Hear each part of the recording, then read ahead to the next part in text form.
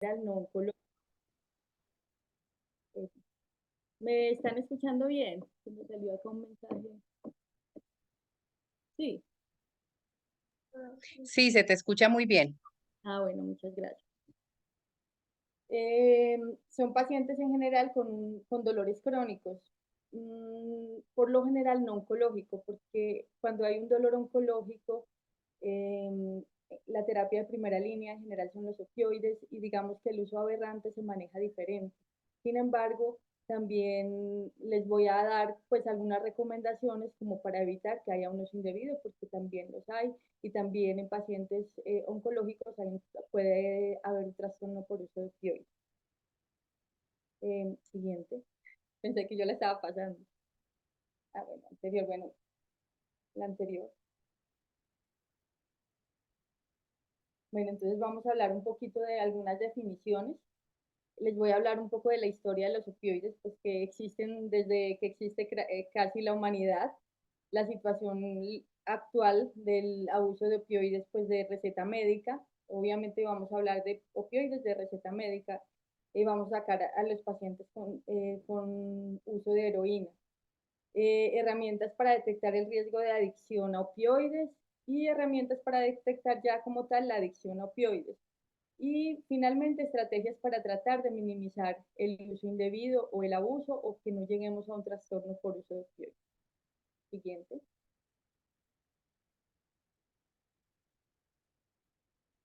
siguiente,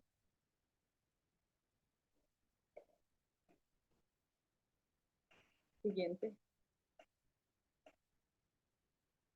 Bueno, entonces vamos a hablar y les voy a contar qué es un opioide.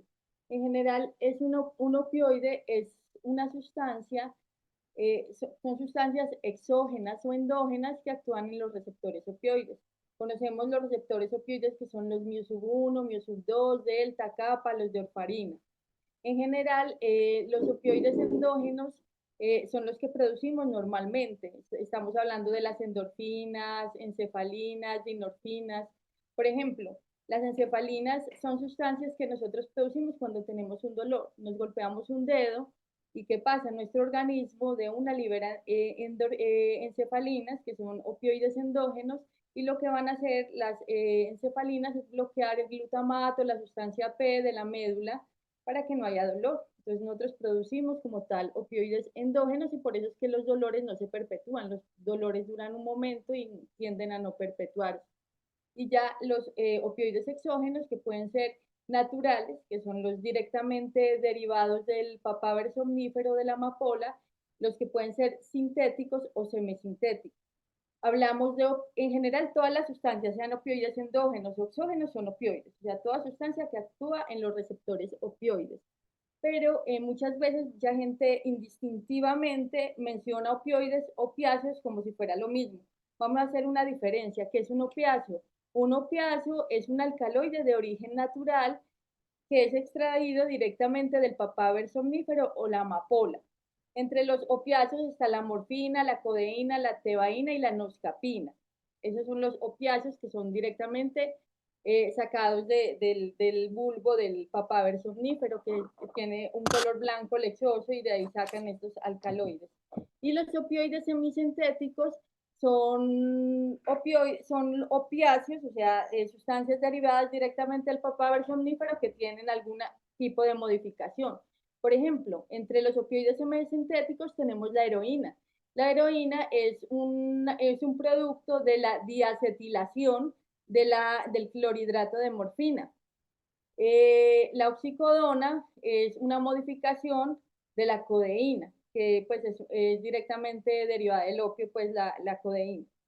Con la heroína, vamos a hablar algunas cositas, bueno, ahorita les voy a contar, pero la heroína inicialmente, a finales del siglo XIX, fue producida por una empresa alemana llamada Bayer y inicialmente se trataba de un medicamento para la tos y ellos creían que tenía un riesgo de abuso muy bajito. Y ya saben lo que pasó pues con la heroína finalmente. Cuando es de forma oral es 1.5 veces más potente que la morfina y cuando es intravenosa puede ser hasta 4 veces más potente que la morfina. Y los opioides sintéticos son sustancias xenobióticos que actúan en receptores opioides, pero no tienen absolutamente nada que ver con los opioides naturales, no son derivados del opio, sino son sintetizados en laboratorio. Siguiente.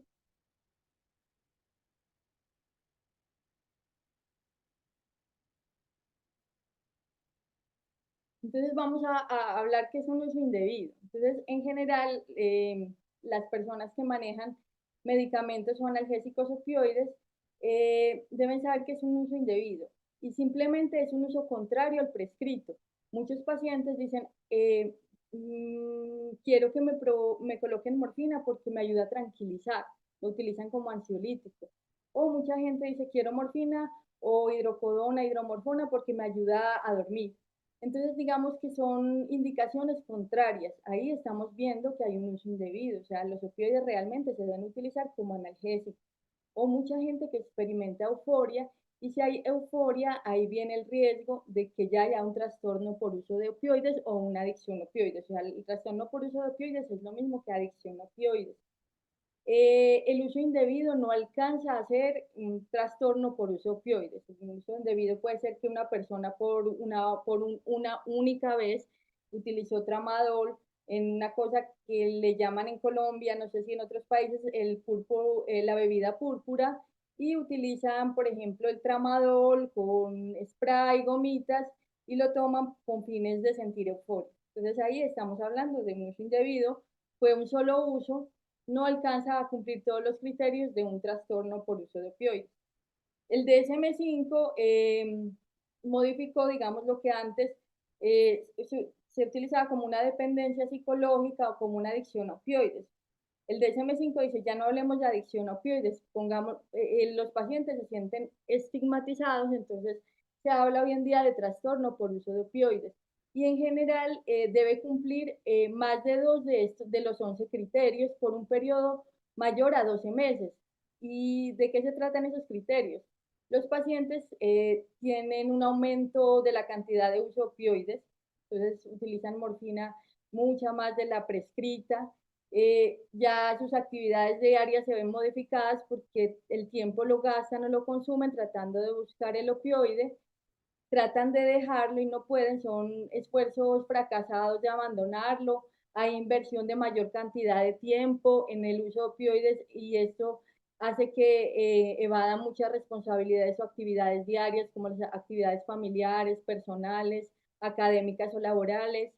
Cuando no consumen el opioide les puede dar una ansiedad o un craving, lo que llaman el craving, que es una ansiedad inminente de consumo de sustancias, empiezan a haber incumplimiento en los deberes diarios, consumo continuado a pesar de que hay efectos negativos, pues ya abandonan en general las actividades diarias, hay un consumo recurrente y pueden consumir a pesar de los riesgos que esto genera. Puede haber tolerancia, o abstinencia. Es importantísimo una definición, pues que les voy a dar más adelante, que en general la tolerancia la puede tener, o sea, si un paciente cumple solo el criterio de tolerancia y el paciente viene utilizando de forma adecuada el opioide, lo puede tener. Porque ¿qué es la tolerancia? Que requiere cada vez una dosis mayor para el mismo efecto, o la abstinencia física, que en general la puede hacer inclusive con el uso adecuado de un opioide, y eso significa que van a haber un síndrome de abstinencia con el cese del opioide. Por eso, si solo cumple tolerancia o abstinencia sin ningún otro de los ítems, podemos decir que ahí no hay un trastorno por uso de opioides. Entonces debe cumplir tolerancia o abstinencia más 2 de los otros, de los anteriores. Siguiente. Bueno, estos son los criterios, pero quería mostrarles que los criterios siguientes se clasifican, el trastorno por uso de opioides se clasifica en leve, siguiente diapositiva, leve, moderado, grave. Siguiente. Entonces, hablamos de un trastorno por uso de opioides leve cuando se cumple 2 a 3 criterios, moderado cuando se cumple de 4 a 5 criterios, o grave cuando cumple más de 6 criterios.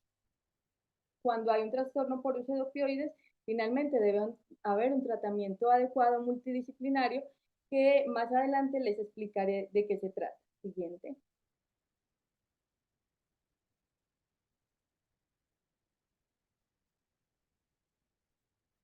Entonces, el NIDA, que es el Instituto Nacional de Drogas y Abuso en Estados Unidos, todavía habla de adicción, aunque yo les había dicho que el DSM-5 ya no quiere utilizar este término para no estigmatizar a la gente. Y la adicción en general es una enfermedad crónica, como cualquier otra, que tiene recaídas y que se caracteriza por la búsqueda y el uso compulsivo de una droga. Pero porque ya es una enfermedad, porque ya hay cambios fisiológicos y químicos en el cerebro, ya hay un cambio en los neurotransmisores, en los receptores mu, hay una cosa que se llama un down regulation, los receptores tienden a esconderse y hay cambios de larga duración ya en el cerebro. Entonces, digamos que una adicción es una enfermedad. Siguiente, y la diapositiva que sigue me gusta mucho porque compara la enfermedad de la adicción con otras enfermedades que tienen componente genético, porque la adicción tiene componente genético, inclusive la adicción a tramadol, hay estudios que muestran que la adicción a tramadol tiene unos genes similares en los pacientes, tiene factores ambientales y la adherencia al tratamiento suele ser similar y las recaídas similares. Aquí vemos que la enfermedad de la adicción puede tener una recaída del 40 al 60%, muy similar a las recaídas que puede tener por no adherencia al tratamiento la diabetes mellitus tipo 1, la hipertensión o el asma. Entonces, todos los pacientes que reciben opioides en general no van a tener una adicción o un trastorno por uso de opioides. Se estima que más o menos del 10 al 12% lo pueden desarrollar. Entonces, para evitar que haya una adicción, tenemos que saber qué pacientes son más vulnerables. La dependencia física, como ya les había dicho, la puede tener cualquier paciente, inclusive con un uso adecuado de opioides. ¿Y de qué se trata? Ya hay unos cambios fisiológicos en neurotransmisores y el paciente, si hay una reducción de la dosis del opioide o un cese abrupto, pueden tener síntomas físicos. En general, la abstinencia a opioides se caracteriza por un toxidrome que llamamos en toxicología adrenérgico. Entonces, son pacientes que pueden tener las pupilas midriáticas, taquicardia, hipertensión, temblor, rinorrea, nistagmus, ansiedad, diarrea, náuseas, vómitos. Y hay una escala que se llama la escala Cowes, que nos determina el grado de abstinencia que puede tener el paciente cuando hay un cese abrupto de opioides. En general, un paciente que tiene un uso crónico y requiere disminución de la dosis, esa disminución se debe hacer gradual. Se recomienda que se haga de un 10 a un 25% semanal. Entonces es una dependencia física y pues como les había dicho, el síndrome de abstinencia son esos síntomas físicos que ocurren cuando hay un cese o una disminución de la dosis. ¿Por qué? Porque hay ¿Qué una... pasó ahí? Dígame, ¿qué pasó ahí? ¿Qué pasó ahí? ¿Qué hicieron de niños? ¿Qué hicieron los niños míos ahí? ¿Ah? ¿Qué hicieron mis niños ahí? Hola, Xiomi, creo que te... Mónica, Mónica, ¿nos ayudas por favor apagando tu micrófono y gracias? Bueno, entonces vamos a hablar de la tolerancia y la tolerancia es, digamos, un efecto fisiológico normal que ocurre con el uso de opioides y ocurre porque hay una alteración o un mecanismo de equilibrio en los neurotransmisores opioides, que puede ser mu, delta, kappa, gamma, y hay digamos, una cosa que se llama un down regulation. Entonces, se necesita cada vez una dosis más alta para lograr el mismo efecto. Entonces, son pacientes que vienen utilizando y a veces necesitan dosis cada vez más altas para calmar el dolor. Digamos que necesitan dosis más alta o cuando, sí, esa es la tolerancia, que se necesita cada vez dosis más alta para el mismo efecto. Entonces, como habíamos dicho, la tolerancia y la abstinencia pueden estar presentes en un trastorno por uso de opioides, pero si solo están sin los otros criterios, no significa que haya una adicción. Siguiente. Bueno, vamos a hablar algo muy cortico de la historia de los opioides. Los opioides han existido toda la vida. Hay una siguiente, hay el primer libro de medicina, que era el papiro de Evers, donde se encontraban como unas recetas de medicina, que lo descubrieron y tiene 1500 años antes de Cristo, describía el papaver somnífero. Aquí podemos ver que en algunos países pues es la amapola. Ahí vemos el bulbo de la amapola y y ese bulbito, de ahí sale como una lechita blanca, de ahí salen los alcaloides, y de ahí salen los que les decíamos que son opiáceos, o sea, directamente sacados del opio, los opioides, de la amapola, que es la codeína, la morfina, la tebaína, y desde hace mucho tiempo siempre, o sea, 1500 años antes de Cristo, han utilizado los opioides. ¿Para qué? Para manejo del dolor. Siguiente. Entonces, en el papilo de Ebers, las recetas aparecían que aliviaba el insomnio, o sea que también había un uso indebido desde ese tiempo. Aliviaba dolores de cabeza, lo utilizaban como analgésico, aliviaba los problemas respiratorios. Es importante recordar que la codeína, la hidrocodona, que es un opioide, se utiliza como antitusígeno, adormece el dolor y es antidiarreico. La loperamida es un opioide. La diferencia de la loperamida con el resto de opioides es que actúa en los receptores opioides solamente gastrointestinales, no del sistema nervioso central.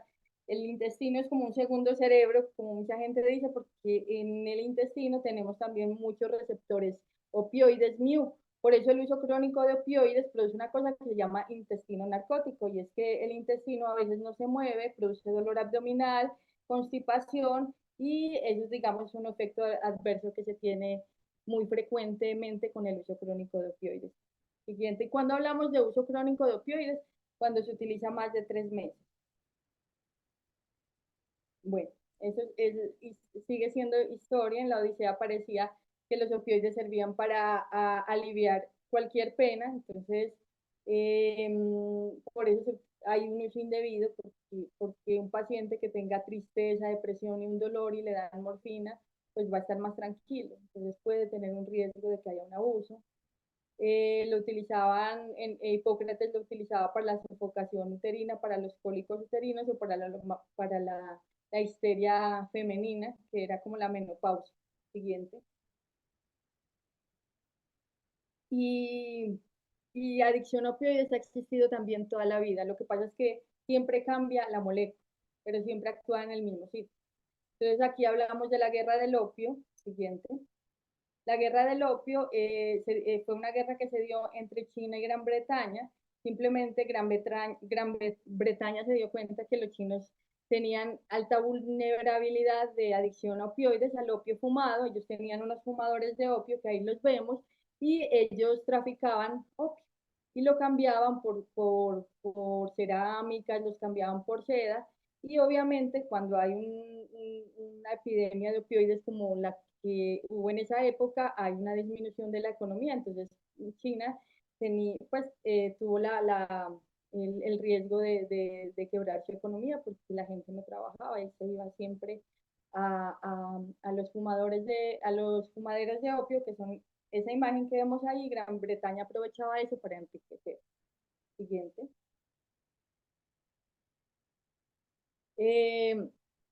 Bayer, que es una empresa alemana, como ya les había contado, fue la empresa que sintetizó la heroína, que es diacetilmorfina, que son dos grupos acetilo del clorhidrato de morfina, un opioide semisintético, y se utilizó como un jarabe para la tos, y lo utilizaban como tratamiento para los adictos a la morfina. Ellos también pensaron inicialmente que la heroína no era adictiva, y los opioides en general, lo que vemos a lo largo de la historia es que siempre tienden a producir adicción. Entonces, esto fue equivocado, y ya sabemos que en Europa hubo una epidemia por uso de heroína.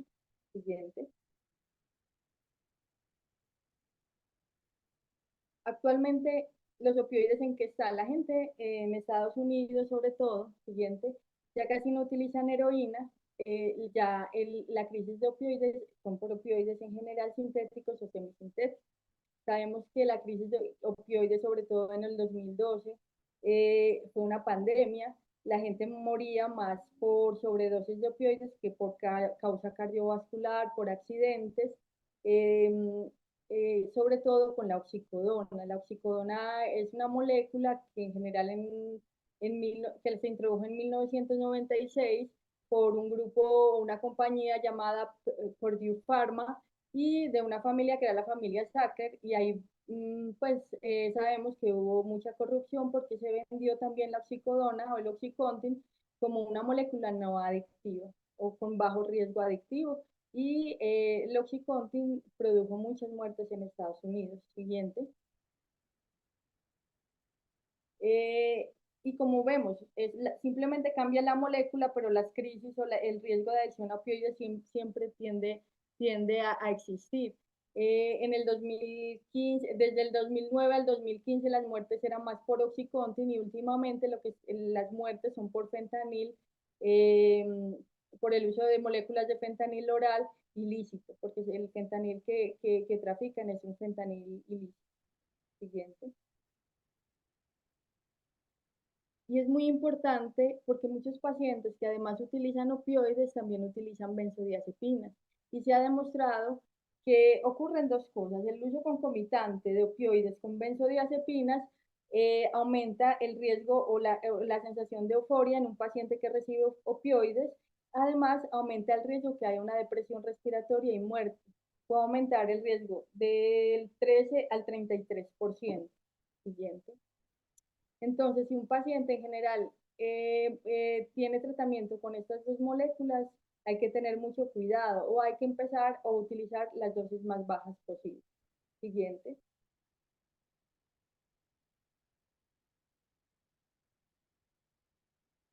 Este es un estudio que salió en Lancet en el 2012 y mostraba que el 80% del Oxycontin a nivel mundial fue consumido en Florida por la crisis de opioides en el 2000. En el 2012 al 2015 había una prescripción exagerada de Oxycontin porque se creía que no tenía un potencial adictivo tan alto. Entonces manejaban la oxicodona para cualquier tipo de dolor, inclusive de moderado de leve a moderado.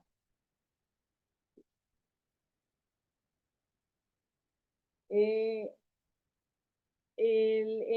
como les decía, últimamente la crisis de opioides son por análogos del fentanilo. Entonces, el fentanilo es 100 veces más potente que la morfina, pero los análogos del fentanilo, como el remifentanilo, pueden ser 10 veces más potentes que el fentanilo. Y esas son las moléculas que de México se trafican a Estados Unidos. Les quiero contar una cosa que está pasando en Colombia. Yo no sé si aquí, yo sé que hay participantes de otros países, me gustaría que al final me den su experiencia, pero lo que veo es que sustancias como el fentanilo, hoy en día los jóvenes en Colombia no están abusando tanto de ni siquiera de la cocaína, de la heroína, sino de un producto que se llama TUCB, le dicen TUCB, que realmente el TUCB es una molécula que es 2-dietilmetilamina, que es una molécula muy similar a una anfetamina. Por el costo que tiene esta molécula, no la utilizan como eso, pero le llaman TUCB en Colombia una mezcla de ketamina. Y muchos, yo siempre les pregunto a los pacientes con qué están cocinando el TUCI y muchos me están respondiendo que muchas veces le echan Percocet. Percocet es oxicodona acetaminofén y últimamente están tomando una molécula de ketamina con media molécula de fentanil. Entonces ya estamos en ese riesgo en Colombia, no sé en otros países. Al final yo creo que me gustaría que me cuenten la experiencia. Y, bueno, antes un datito. Bueno, y ahí aparecía que el porcentaje de trastorno por uso de opioides en pacientes que deben utilizar opioides de forma crónica, o sea, más de 3 meses, puede ser del 10 al 12%. El riesgo de uso de opioides, de uso indebido de opioides o adicción a opioides aumentó y esto se ha tratado de disminuir porque muchos hospitales para tener calidad o para darles un puntaje de calidad tenían que incluir el dolor como un quinto signo vital. Entonces, para evitar que haya dolor, lo más fácil era utilizar opioides y esto aumentó el riesgo de trastorno por uso de opioides o uso indebido de opioides. Sí.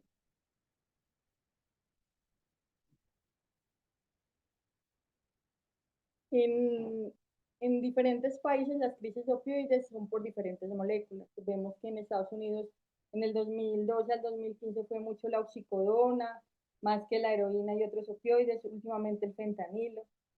En Europa inicialmente fue la heroína, muchos se inyectaban heroína. Y en África está pasando algo similar de lo que está pasando en Colombia, y es que la crisis de opioides es por tramador.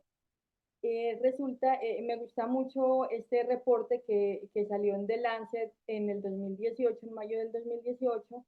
No tengo aquí el fragmento, pero les voy a explicar, era más o menos que la gente trabajadora empezó a sentir euforia con el uso de dosis altas de tramadol. Entonces, no utilizaban la dosis normal, sino que empezaron a sintetizar de forma ilícita tabletas de tramadol de 250, 350, 500, pues dosis que sabemos que no tienen ningún fundamento. ¿Por qué? Porque la gente empezó a tomar tramadol y se sentían eufóricos, podían hacer sus actividades diarias, pero ¿qué pasó? El uso crónico hizo que cada vez tuvieran que aumentar la dosis, o sea, tenían tolerancia, y cuando se acabó el tramal, porque en África ya tuvieron que colocar el tramal en la lista 2, en Colombia en este momento no tiene restricción, se puede conseguir en cualquier parte, allá ya es un medicamento con fórmula de control. eh, Ocurrió que muchos empezaron a presentar los síndromes de abstinencia y a disminuir mucho las actividades diarias porque ya no conseguían el tramadol. Entonces la crisis de opioides en África fue por tramadol. Muchos países como siguiente, bueno, muchos países como Egipto también ya tienen el tramadol en la lista 2 de opioides, que ya deben venderse con restricciones. Como les decía, en Colombia no. La anterior, por contarles una cosita del tramador. Y yo aquí no les mostré, porque estamos pendientes que una revista nos acepte el estudio. En Colombia no hay muchos estudios pues, para saber qué tanto hay riesgo de uso indebido de opioides. En el 2013 simplemente se preguntó si alguna vez había utilizado un opioide sin que tenga prescripción médica y se demostró que el 1.7 de la población entre 12 y 65 años, que fueron la población estudiada, habían utilizado algún momento en su vida un opioide con uso de receta médica, con uso diferente al dolor. Pero hicimos un estudio en los pacientes y hay un estudio similar en otro hospital donde el tramadol en Colombia es de los opioides que más se abusa. Inclusive mucha gente compra el tramadol en farmacia y empiezan a abusar del tramadol, llegan al hospital con convulsión. El tramadol tiene una característica diferente al resto de opioides y es que tiene una acción dual, ya no solo actúan los receptores opioides, sino que también inhibe la recaptación de adrenalina y noradrenalina. Como hay un abuso de opioides de tramadol, es muy importante saber que este puede tener interacción con muchos otros medicamentos que pueden hacer que se aumenten las dosis de tramadol y aumenten el riesgo de presión respiratoria porque se metabolizan por la citocromo 2D6, que es la que metaboliza casi todos los fármacos. Hay un polimorfismo que hace que se pueda aumentar el riesgo de adicción al tramadol. Hay estudios muy bonitos con eso. El síndrome de abstinencia de tramadol, el tramadol baja el umbral convulsivo o puede producir convulsiones cuando se utiliza en dosis pues, muy altas o en dosis que realmente no se prescriben medicamentos, sino que las consumen cuando hay un uso indebido o un trastorno por uso de opioides. Siguiente. Entonces les quiero mostrar en la siguiente diapositiva que cuando hay un síndrome de abstinencia por tramadol puede haber lo mismo que los otros, o sea, agitación, depresión respiratoria, agitación, mioclonías, ansiedad, sudoración, temblor, diarrea, náuseas, vómito, rinorrea, lagrimeo, pero como también es inhibidor de la recaptación de serotonina, a diferencia de la abstinencia por otros opioides como la morfina o la hidrocodona, hidromorfona, puede producir una cosa que se llama síndrome de piernas inquietas. Entonces muchos pacientes dicen que no puedo dejar de tomar tramadol porque no me aguanto las piernas. Es muy frecuente por síndrome de abstinencia de tramadol. Ansiedad severa, ataques de pánico y a diferencia de los otros puede producir alucinaciones porque en general la abstinencia a otro tipo de opioides no produce alucinaciones, pero por tramadol sí. Y otra forma de abusar de opioides es como les había dicho, la hidrocodona, la codeína, que se utilizan como jarabes para la tos. Muchas veces se utilizan en una cosa que es el purple drug o lean, la bebida púrpura, que es una mezcla de spray, gomitas, con codeína. A veces le echan tramadol, dihidrocodeína, dextrometorfano, prometacina, y hay muchas, pues he tenido pacientes con intoxicaciones por esta sustancia. Esto sí es de uso completamente recreativo. Un paciente una vez que llegó porque no podía dejar la bebida púrpura, tenía que todos los días tomarse un frasco de codeína, me contaba que él llegó a la codeína porque a él le gustaba la música trap, él escuchaba la música trap, y en la música trap le decían toma lean, entonces él decía ¿qué es el lean? Y fue a buscar a internet un video en YouTube y le explicó cómo hacer lean, entonces él dijo, ah, voy a probar, y ahí pasó, pues porque en muchas de esta música, sobre todo la música trap, le incitan a los adolescentes a consumir el lean, que es la bebida pura. Siguiente. Bueno, yo ya les había hablado de este informe, que ese es un informe que se hizo en Colombia. En Colombia no hay muchos estudios, no sabemos cuál es el estado actual de la adicción a opioides o uso indebido de opioides. Solamente en esta encuesta, que fue en el 2013, se les preguntó siguiente si a pacientes entre 2 y 65 años, que fueron en general 32.605 personas, si alguna vez en la vida habían utilizado algún opioide sin prescripción médica. Y como les había dicho, el resultado fue que el 1.7% dijo que sí. O sea, simplemente eso, no sabemos si hay un uso indebido, un trastorno por uso. No hay encuestas en este momento nacionales, solamente estudios en pequeños hospitales o en hospitales como el que yo les conté, que está próximo a salir en una revista española, que hicimos en el hospital, donde vimos que el tramadol era la sustancia de las que más se usa. Siguiente. Bueno, entonces, ¿qué es importante? En general, en adicciones, lo más importante es prevenir, porque cuando ya hay un trastorno por uso de opioides hay que tratar, pero digamos que cuando ya se requiere un tratamiento, las recaídas son muy altas, y hay una morbilidad y comorbilidades muy altas, entonces hay herramientas para prevenir y detectar el riesgo de abuso. Siguiente. Entonces, ¿qué se ha demostrado? Que hay personas que tienen más vulnerabilidad para que tengan un uso indebido de opioides o un trastorno por uso de opioides. Siguiente. Entonces, hay factores de riesgo. Entonces, ¿cuáles son los factores de riesgo? En general, por ejemplo, me gustaba un artículo que leí en factores de riesgo, sobre todo en pacientes oncológicos. Entonces decía, paciente que tiene CA de pulmón porque fumó toda la vida, entonces fue consumidor de tabaco. Hay un factor de riesgo para que haya, digamos, un uso indebido de opioides. Antecedentes familiares por trastorno de consumo de sustancias, entonces sobre todo el alcohol, al alcohol le dan un puntaje especial, o si hay antecedentes personales pues de uso de abuso de alcohol, les da un puntaje especial. Cuando hay enfermedades con trastornos mentales, sobre todo depresión, ansiedad, trastorno obsesivo compulsivo, trastorno de estrés postraumático, tienen más riesgos. Hay unas edades más vulnerables, que son entre 40 y 45 años.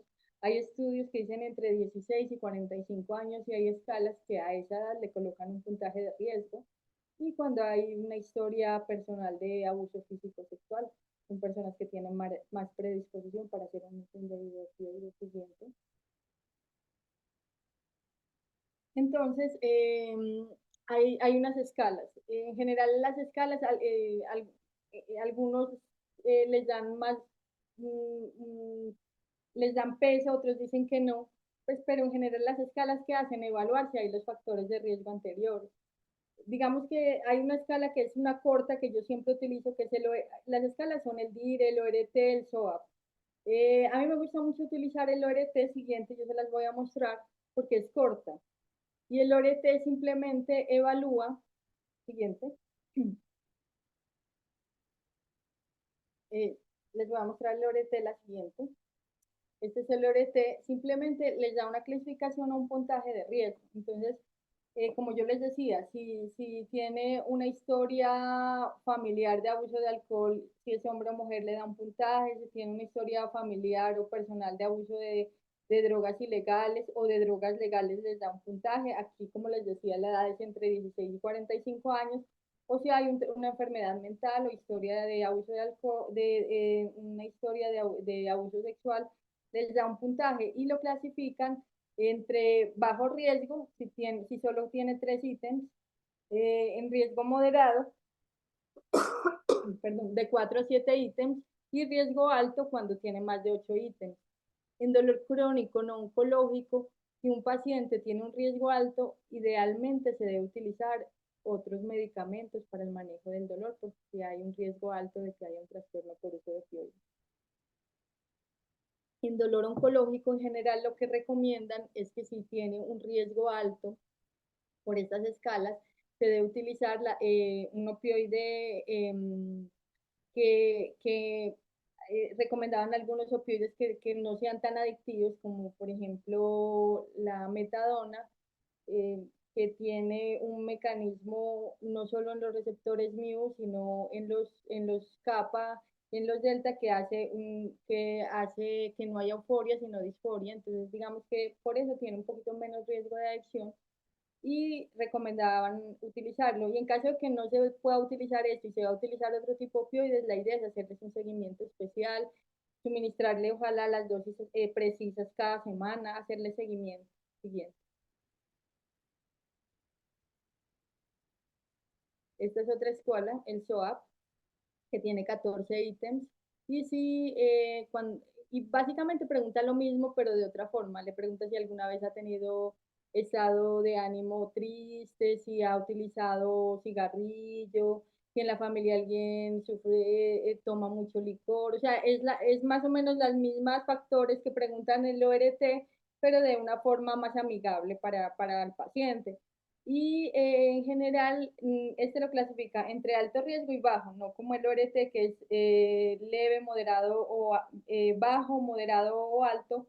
Este es o bajo o alto. Y si tiene más de 7 puntos, igual o más de 7, tiene un 91% de que haya una conducta aberrante de uso de opioides. Siguiente. Este es el SOA, que son los 14 ítems.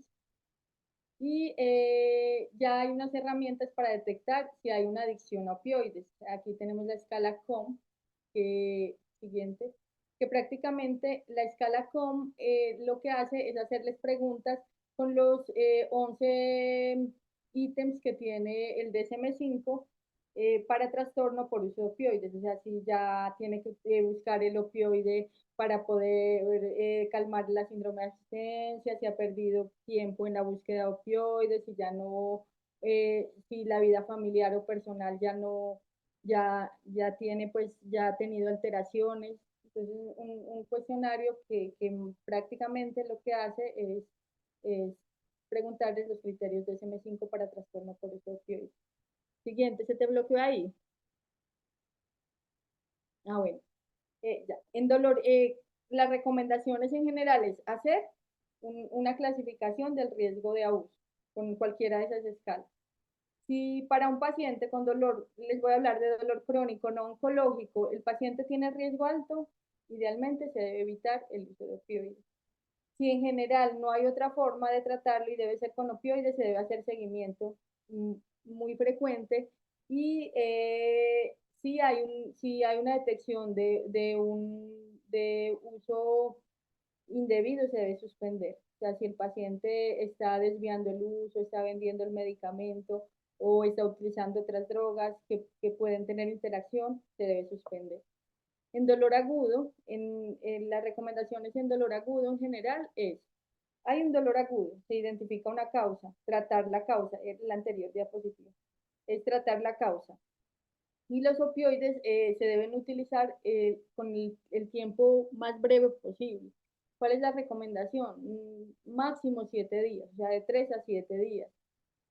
Evitar dar prescripciones excesivas, utilizar la dosis más baja posible, utilizar un opioide de dolor, pues de corta duración para dolores agudos y no utilizar, digamos, más de un opioide, o sea, no combinar opioides y si es posible y el paciente tolera la vía oral, utilizar siempre el opioide por vía oral porque se ha demostrado que la vía intravenosa, porque no hay un metabolismo hepático, entonces hay más riesgo de que llegue más rápido a los receptores y hay más riesgo de euforia.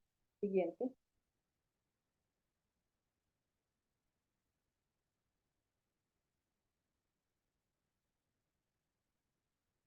Entonces,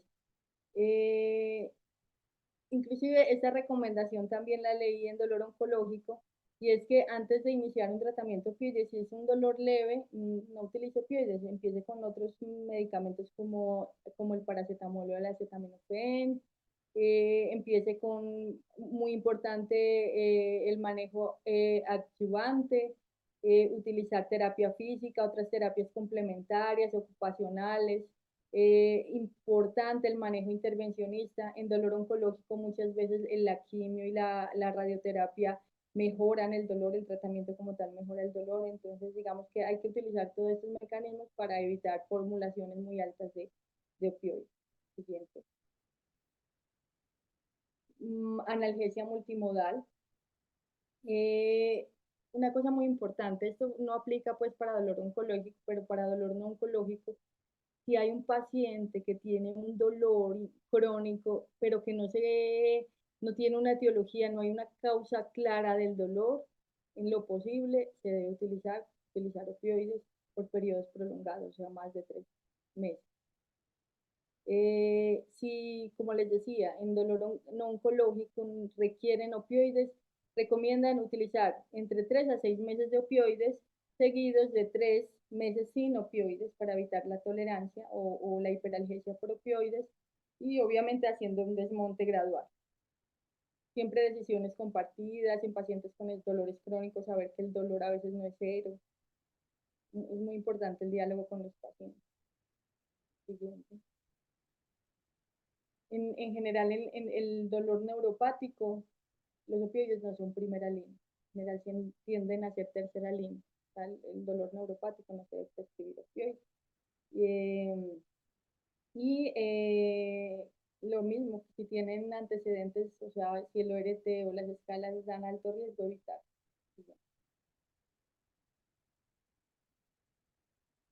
Estas son las guías de la CDC para prescripción de opioides para dolor crónico. Y es más o menos lo mismo que les decía, pero se las voy a mostrar porque aquí hay unas cositas interesantes. Siguiente. Como les decía, iniciar con terapias no farmacológicas. Si se tienen que utilizar, siempre utilizar adyuvantes. Siguiente.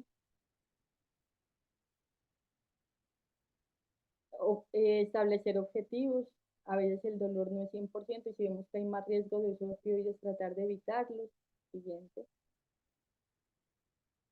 Si hay un dolor agudo, se prefiere medicamentos de liberación inmediata. ¿Por qué? Porque si hay una intoxicación con opioides de liberación prolongada, es más difícil pues sacarlos. Recordemos que el antídoto es la naloxona y la naloxona tiene una vida media de 4 minutos. Siguiente. Prescribir la dosis mínima eficaz. Idealmente, siempre los opioides, siempre les hace una rotación, una equivalencia con morfina oral para hacer más o menos las rotaciones, pero siempre en lo posible se debe utilizar dosis inferiores a 50 equivalentes de morfina oral. Si se deben utilizar dosis más altas, así tenga un dolor oncológico, idealmente se debería mandar con naloxona, ya sea para uso, que no la tenemos en Colombia, para uso nasal o intramuscular. Esto ya lo habíamos hablado.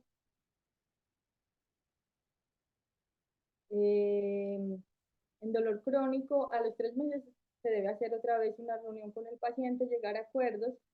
A la cuarta y a los 3 meses, y si vemos que es más en los riesgos y los beneficios, se deben suspender o tratar de disminuir el opioide.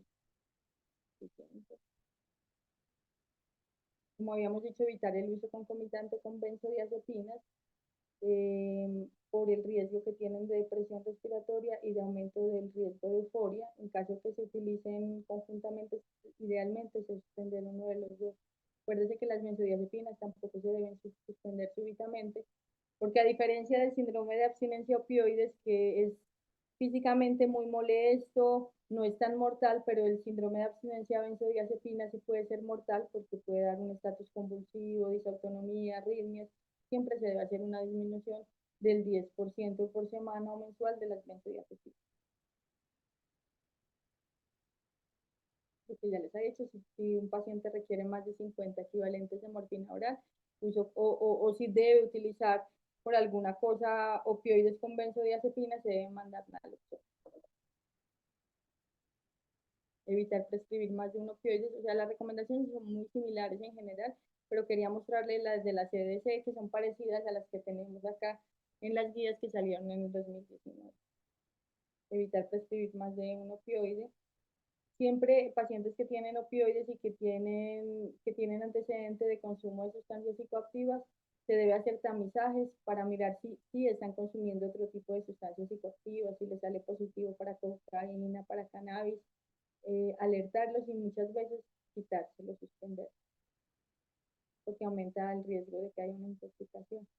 Y pacientes que tengan como tal un trastorno por uso de opioides que ya cumplan criterios de DSM-5 para trastorno por uso, deben tener un manejo multidisciplinario con un grupo de adicciones que puede ser con psicología, toxicología, psiquiatría y en general utilizar tratamiento para el trastorno por uso de opioides. El tratamiento para trastorno por uso de opioides, tenemos 3 medicamentos, la buprenorfina, la naltrexona, la metadona. En Colombia solo contamos con metadona.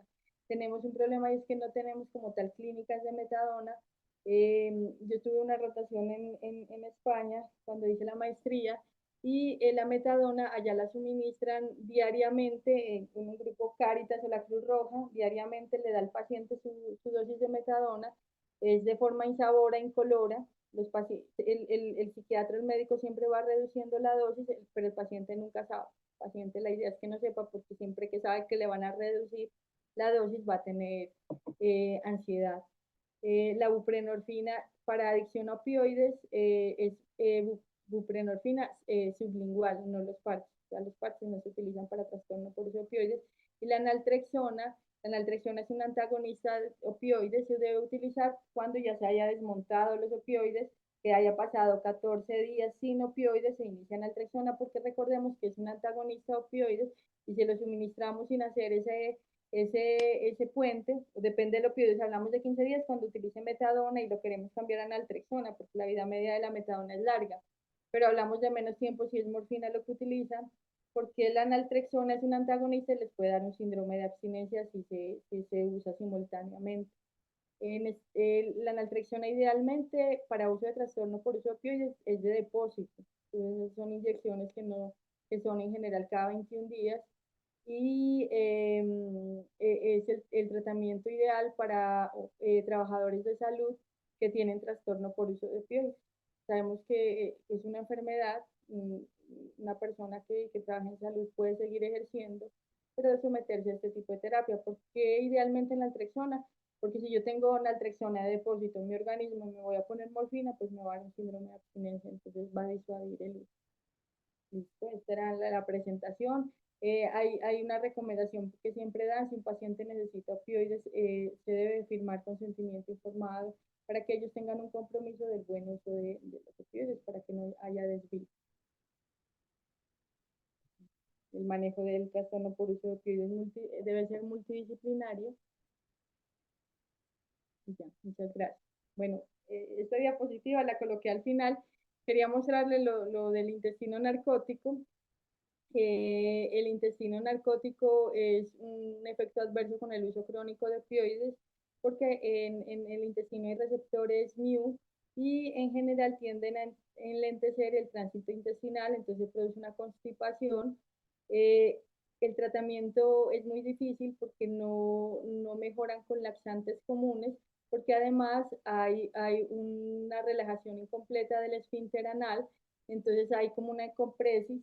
Entonces, digamos que el intestino está lleno, hay encopresis por esa relajación incompleta, porque está contraído el esfínter anal, entonces los laxantes realmente no son muy útiles y se utilizan en algunos países, no lo tenemos en Colombia, la metilnaltrexona para el tratamiento de intestino narcótico.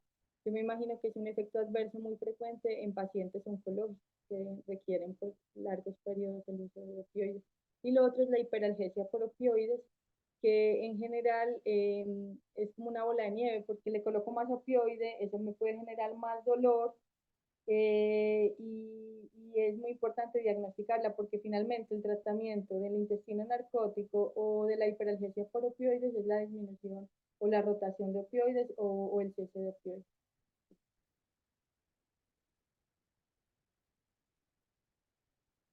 que hablamos de la hipertensión por opioides. Y ya, muchísimas gracias. Doctora Claudia, muy agradecidos desde la Comisión de Enfermería de la LSP por su participación el día de hoy, por compartir todos sus conocimientos, que la verdad son bastante valiosos para los profesionales de los equipos de cuidado paliativo, desde la parte médica, la parte de enfermería, que manejamos todos los días estos medicamentos y la importancia de poder tener herramientas para educar a nuestros pacientes y a sus familiares sobre el uso adecuado de los opioides. La verdad que es una charla muy interesante, muy agradecidos desde la Comisión de Enfermería y no sé si alguien quiera participar. Pues preguntándole algo a la doctora o quieren opinar algo respecto al manejo de los opioides, pues todas las opiniones son bienvenidas y bien recibidas.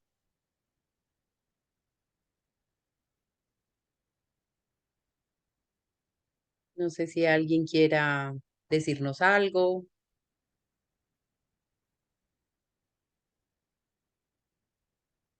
Bueno, no sé si puedan hacernos el favor de encender todas las cámaras como para poder estar todos acá y tomarnos como la fotografía. ¿Quién puede hacernos el inmenso favor de tomar la foto? Que de pronto nos la comparta, que alcancemos a ver a todos los participantes. A mí no me abre sino en un recuadro acá muy pequeño, no los alcanzo a ver a todos.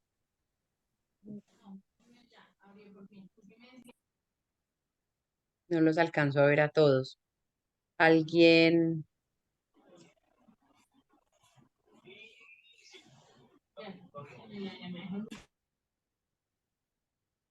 voy a mirar acá, no, acá sigue así el recuadro pequeño, acá solamente una sola persona. Bueno, muy agradecidos entonces por su participación, por dedicarnos este ratico, este tiempo para poder compartir este tema tan interesante para eh, los médicos, los enfermeros de cuidado paliativo y otros profesionales que también manejan pacientes. Y muy agradecidos con la doctora Claudia. Que tengan una feliz noche y hasta la próxima. Nos vemos en el otro webinar de la Comisión de Enfermería. Muchas gracias por su tiempo. Doctora Bueno, Claudia, muy agradecidos por su tiempo y por compartir con nosotros este tema. les agradezco mucho por su atención. Gracias. Hasta luego, que estén bien y gracias. Muchas gracias. A ustedes, que estén bien. Buenas noches y gracias. Hasta luego, muchas gracias a ustedes, que estén bien. Muchas gracias, cariño. Gracias. Gracias, lo mismo. Gracias. Buenas noches. Gracias. Nosotros acá en Resistencia Argentina Chaco fuimos implementando, yo soy de un servicio de cuidados paliativos, enfermera, de un servicio de cuidados paliativos en el hospital Ferrando, el hospital provincial, y fuimos implementando, o sea, se fue implementando así lo que fue diciendo la doctora. Por ejemplo, al principio no utilizamos el consentimiento informado y cuando se presentaron algunos casos donde había irregularidades, no se podía hacer un seguimiento, hubo la necesidad de llegar a acuerdos entre el paciente y las familias, de firmar un consentimiento informado, aunque no lo hacemos habitualmente con todos. Sí se hace un seguimiento cercano en el uso de los opioides. Siempre se utilizan las dosis mínimas necesarias para controlar el síntoma. Se hace mayor seguimiento en los que se ven conductas irregulares. Gracias, doctora, porque esto ayuda también a confirmar cómo vamos caminando, ¿no? Y ver lo nuevo que se puede utilizar, las recomendaciones en dolor crónico no, eh, no oncológico, ¿no? Esa área nosotros no la tratamos porque no damos abasto, pues son un grupo chiquito.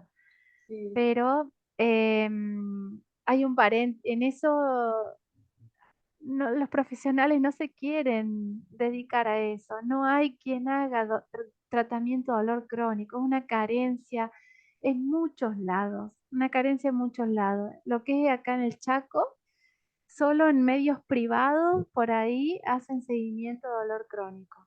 A nivel público, no hay profesionales que quieran hacer, que se dediquen a seguimiento de dolor crónico no oncológico. Bueno, gracias por Muchas gracias todo. por Un gusto. La gusto. experiencia. Gracias. Feliz noche, que descansen y gracias. Muchas gracias. Hasta luego. Feliz noche. Luego.